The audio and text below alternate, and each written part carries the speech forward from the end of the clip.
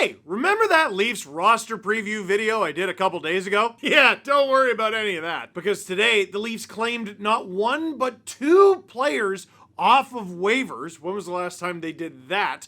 And they announced their opening day roster with some asterisks. Let's talk about it because it's a couple interesting names. But first, my favorite game, NHL Fantasy Stars, is back for the 2025-26 season. Download NHL Fantasy Stars from the Apple Store and Google Play. It's free to play and runs daily, so you can play anytime. If you miss the thrill of ripping open packs of hockey cards, the nostalgia, NHL Fantasy Stars is the game you want to play this season. When ripping cards, you can get base, silver, gold, and even the super rare all-star cards. I'm still hunting for one. Actually, the Leafs have the most talent in the league, right? So I'm going to search for them. They're most likely to have all-stars. Matthews, Nylander, Nyes, all super rare to pull. I pulled a Nyes. And I also went out and got guys I thought could be sleepers, like Dakota Joshua. He's going to hit a lot. Matthias Michelli, he's going to get a lot of assists. Chris Tanev, he's going to block a lot. Did I get Morgan Riley? I got Morgan Riley, too. Become the GM of your own NHL hockey team. Set lineups, buy and sell players, and make blockbuster trades. Take on myself, Jesse, and Adam all season long. It's all daily contests, so you can join anytime. And right now, there's a new season offer. Get a free 10-player pack today. So download the NHL Fantasy Stars app today in the Apple Store and on Google Play, or click the link in the description below. So, the Leafs claimed two players today, a goalie and a forward. And if you listen to today's episode of the Steve Dangle podcast, and at the time I'm recording this, it's not even up yet because it was a bit of a busy day,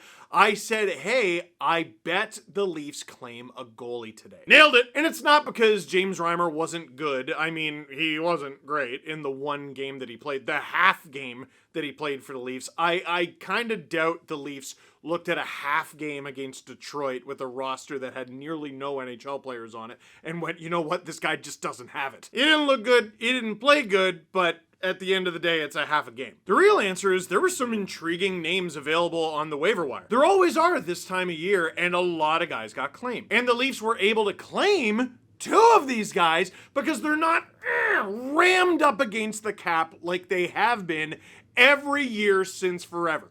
I couldn't believe this when I read it, and then I could completely believe it, and it made me mad, but I preferred to live in a world where I couldn't believe this. From Mike Maz, fun fact, this is the first time the Leafs claimed a player off waivers that wasn't involving reclaiming a guy they lost on waivers since they claimed Alexei Marchenko on February 4th, 2017. For those wondering, the only other times the Leafs claimed anyone off waivers were Adam Brooks in 2022, who they got back, and Dakota Mermis last season, who they got back. Both were reclaims as they lost them earlier on waivers. So what's been happening in recent years is the Leafs have been using LTIR and everything, and because of that, they have had to spend every dollar, like have literally less than $100 in cap space because they've had players on long-term injury reserve and they've had to maximize the amount of benefit they get out of the long-term injury reserve. This year, the Leafs were heading into the week with holy smoking actual cap space. And it's a good thing they did because life happens. Dude, in recent years, the Leafs have had to play short-handed. They've had to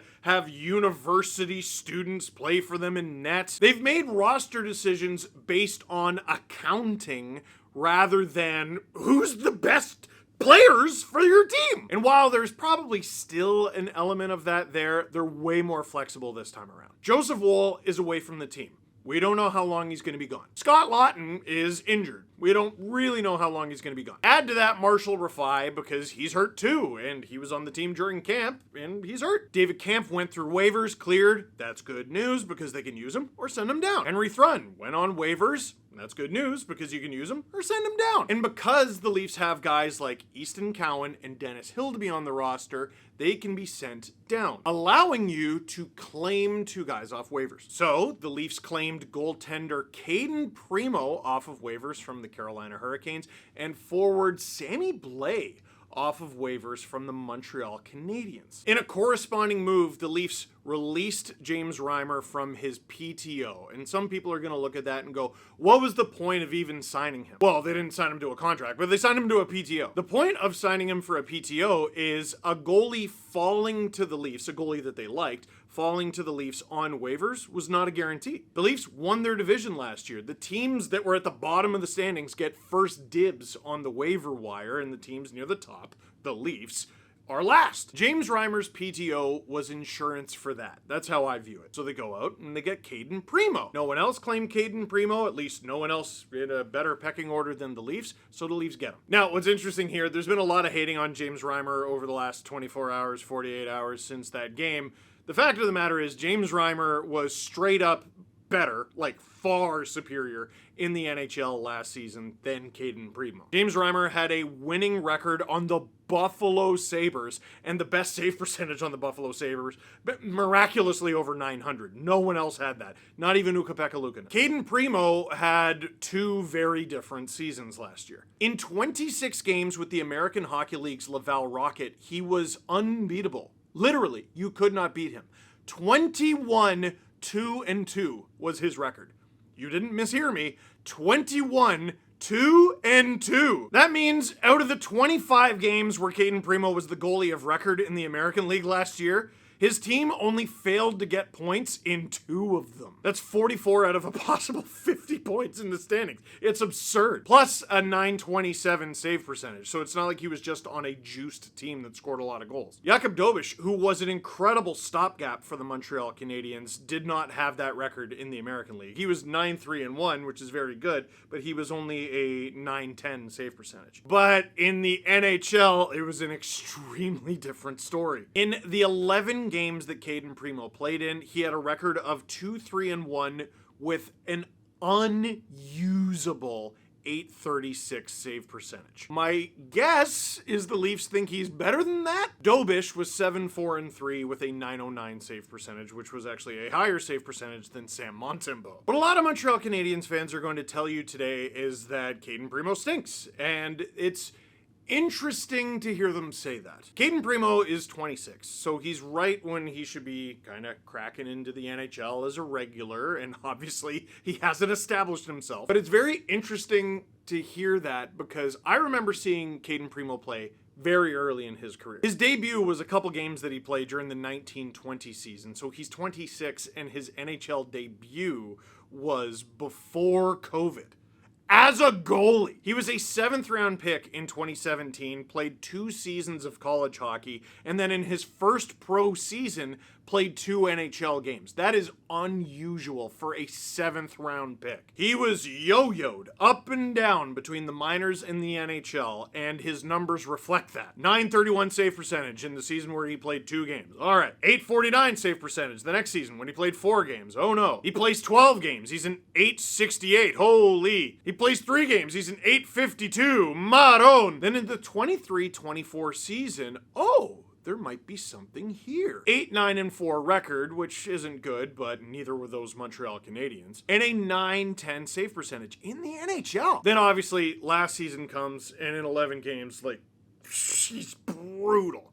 There's no way to sugarcoat a sub .840 save percentage. Yeah, it's not in that many games, but wow. But again, great in the American League. What this is a shot in the dark. Maybe he'll be good. Maybe Joseph Woll comes back tomorrow and they waive Kaden Primo anyway. It's a bet from the Leafs and one that they're obviously hoping pays off. This allows them to send Dennis Hill to be down, which they did. So your opening night goalies will be obviously Anthony Stolar starting and Kaden Primo. How many games does he play? Great question. When is Joseph Woll coming back? Great question. The first one is hard to answer, and the second one is impossible to answer, and we probably shouldn't even be looking for that answer, so we're just going to have to be patient. One final note on Kaden Primo.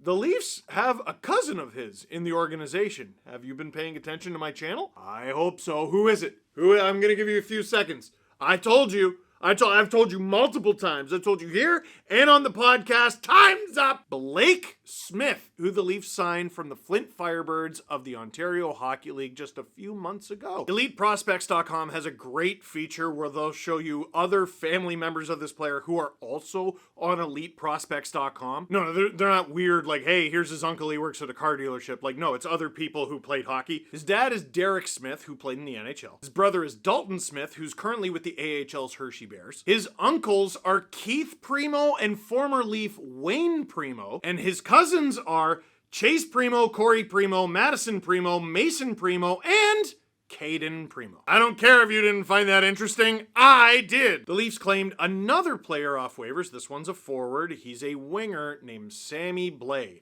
2 seasons ago, he was rip roaring in the NHL. And then he wasn't. And then he wasn't in the NHL at all. 2 seasons ago, Sammy Blais was with the St. Louis Blues with head coach Craig Berube, and assistant coach Mike Van Ryn. Both Berube and Van Ryn are currently with the Leafs. Blais, who is listed on HockeyDB as 6'2" and 206 pounds, was unreal for the Blues. He only played in 31 games in the 22-23 season, but he had 9 goals, 11 assists for 20 points in those 31 games. Over the course of an 82-game season, that is a 53-point pace and a 24-goal pace. That's a great NHL player. The following season, in the 23-24 season, where Craig Berube got fired, things did not go that way for Sammy Blais, even kind of. In 53 games, he had 1 goal.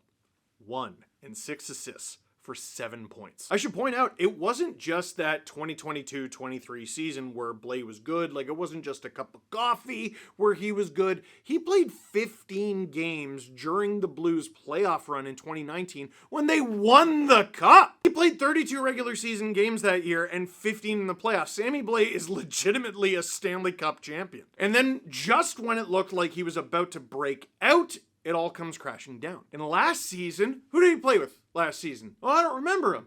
Well, a few people might remember him, fans of the Abbotsford Canucks, on account of Sammy Blais didn't play a single NHL game. He played 51 games in the American League, all of them with the Abbotsford Canucks, and he helped lead them to a Calder Cup championship. In 51 games, he had 14 goals, 26 assists for 40 points. That was third on Abbotsford in scoring. In the Calder Cup playoffs, he was even better. In 23 playoff games, he had 19 points. Again, third on the Canucks in scoring. Linus Karlsson, by the way, 14 goals in 24 games. He was an animal. That's just for any Canucks fan who might be watching this. I don't know. Lots of players were on waivers today.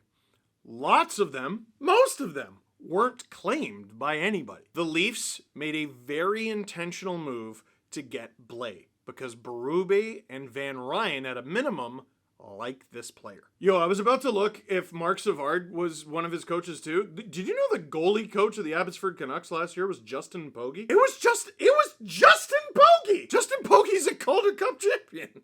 All right, yeah, for sure. The Leafs announced their roster. Funny enough, Sammy Blais is the first player listed on it because of the alphabet. Probably most notably not on the roster, Easton Cowan. Jacob Quillen was listed on it. He's going to end up being with the Marlies. Reporter Chris Johnston reported that it's just a cap thing. And then Kyle Cushman, who is required following if you're a Leafs nerd, had the deets. Jacob Quillen is on the roster for cap reasons. The Leafs are $19,721 under the $95.5 million limit and can place Marshall Rafai or others on LTIR, then recall Easton Cowan. Adds a whopping $1,500 in cap space. Scott Laughton, Joseph Wall, and Rafai are non-roster /IR here. Placing Rafai on LTIR after submitting this opening roster would also give Toronto room to recall David Kampf.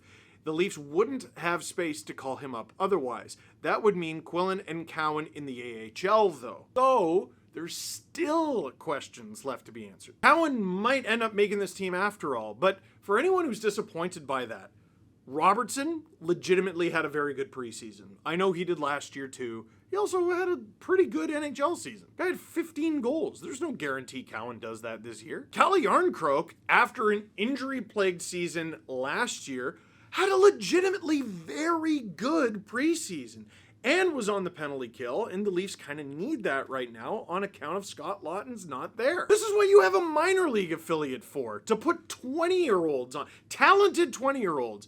Put Easton Cowan on the top line or at minimum in the top 6 with the Marlies and let him wreck shop. If he does wreck shop, you can call him up. If he doesn't wreck shop, that's what the Marlies are for. And as for Dennis Hildeby, he gets to go down to the Marlies where he can play actual games, which he's not going to be playing a ton of games if he's the backup for Stollers. And Hildeby is at a point in his career where he should still be playing games. The one last thing of note, I find that note about David Kampf very interesting.